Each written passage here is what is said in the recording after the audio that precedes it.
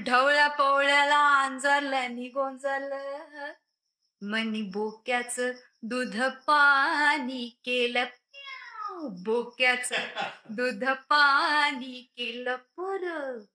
नातवाचा मुका तेवढा राहिला ना, एक पाऊल मागच राहिलं ना.